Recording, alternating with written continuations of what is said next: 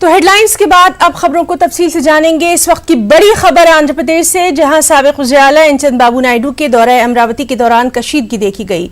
YCP कारकुनों ने चंद्रबाबू नायडू के दौरे की मुखालिफत करते हुए उनकी गाड़ी पर पत्थर फेंके, चप्पल फेंकी।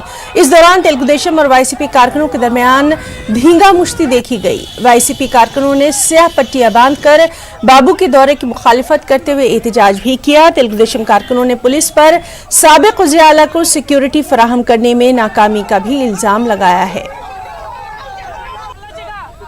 और चलिए, हमारे साथ मौजूद है हमारे रिपोर्टर इसहाक विजयवाड़ा से। इसहाक, आपसे मामले की तफसील जानना चाहेंगे, क्या कुछ हुआ, हंगामा इतना ज्यादा कैसे बढ़ गया?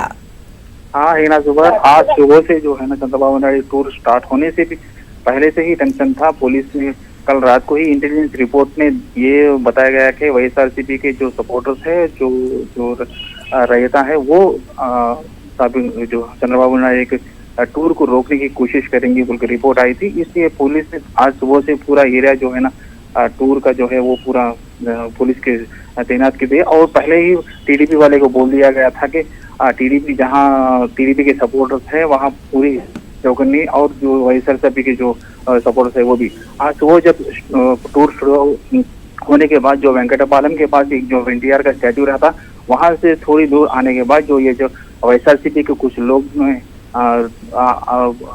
नारे जो बोले तो ये क्या नारेबाजी की, और उसके बाद जो है ना नारेबाजी के बाद जो है ना चंद्रबाबू नायडू की कानवे पे रोकने की कोशिश की। वहां से थोड़ी दूर सामने आने के बाद जो पथराव और जो है ना चप्पल फेंक दिए। उसके बाद जो है ना पूरा तनाव वातावरण पूरा आ गया। इसके बाद पुलिस ने जो वाईएसआरसीपी के लोग हैं जी साहब, बहुत बहुत शुक्रिया आपका तमाम तर जानकारी के लिए। तो नाज़रीन, आपको बता दें कि चंद्रबाबू नायडू के